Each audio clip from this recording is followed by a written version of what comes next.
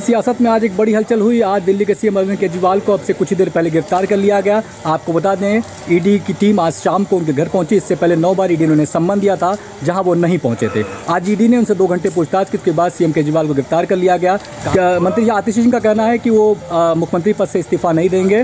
हालांकि इस वक्त की जो खबर ये है कि अरविंद केजरीवाल के आवास के बाद लाठीचार्ज भी किया गया है और फिलहाल ईडी उनको लेकर निकल चुकी है केजरीवाल को यहाँ से।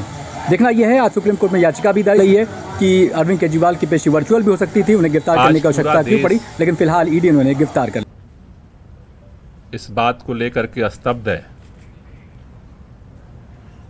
कि लंबी आज़ादी की लड़ाई, लंबी कुर्बानी के बाद इस देश को संविधान मिला, लोकतंत्र मिला। उस लोकतंत्र ने इस देश में जनता को अपने प्रतिनिधि को चुनने का अधिकार दिया, लेकिन जिस तरह से आज अदालत के अंदर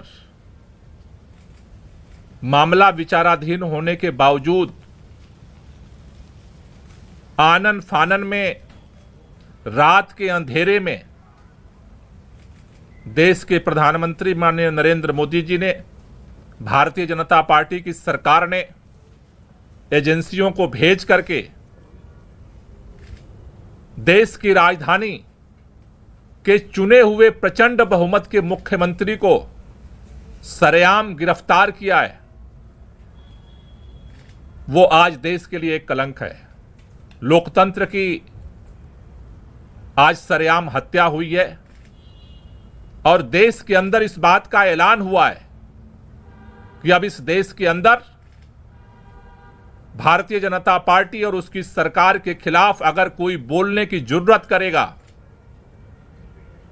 तो उसे किसी भी कीमत पर बख्शा नहीं जाएगा, उसे गिरफ्तार किया जाएगा। लेकिन यह शुरुआत हुई है।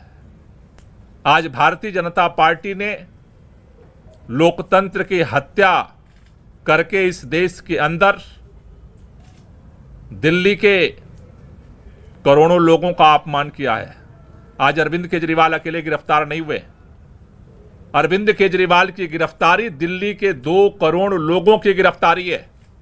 अरविंद केजरीवाल की गिरफ्तारी इस देश के अंदर जो करोड़ों करोड़ों लोग इस बात का सपना सजोए बैठे हैं कि हमारा देश दुनिया का सबसे बड़ा लोकतंत्र है, इस देश के संविधान से मोहब्बत करने वालों को गिरफ्तार किया गया है।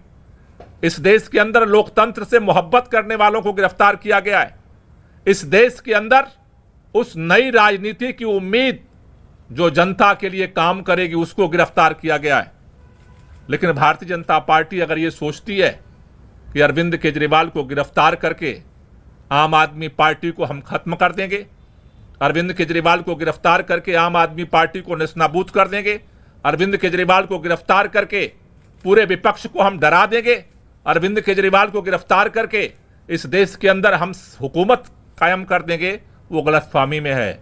इस देश का हर वो व्यक्ति जो संविधान से मोहब्बत करता है, लोकतंत्र से मोहब्बत करता है, दिल्ली के लोग जो अरविंद केजरीवाल से दिल से मोहब्बत करते हैं, आज लड़ाई की शुरुआत हुई है। इस लड़ाई को आगे पूरा देश मिलकर के लड़ेगा और इसके लिए आज अभी हमने आम आदमी पार्टी के सभी शीर्ष नेतृत्व के साथ बैठक की है। हमने निर्णय लिया है कल 10 बजे भारतीय जनता पार्टी के मुख्यालय पर हम इसके खिलाफ प्रोटेस्ट शुरू करेंगे और ये प्रोटेस्ट जो है पूरे देश के अंदर ये प्रोटेस्ट जाएगा।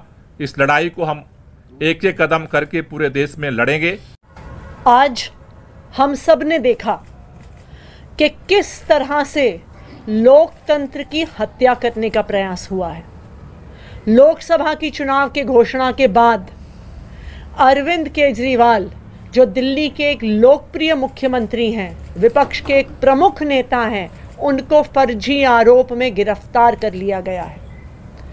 2 साल से ये जांच चल रही है, लेकिन 2 साल की जांच में 1 पैसा भी ना सीबीआई को मिला है ना ईडी को मिला है।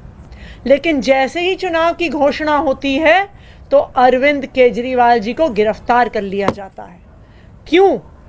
इसलिए किया जाता है क्योंकि प्रधानमंत्री नरेंद्र मोदी जी को पता है कि अगर कोई एक नेता उनको चैलेंज करने वाला है तो उस नेता का नाम अरविंद केजरीवाल है। आज भारतीय जनता पार्टी लोकतंत्र की हत्या कर रही है।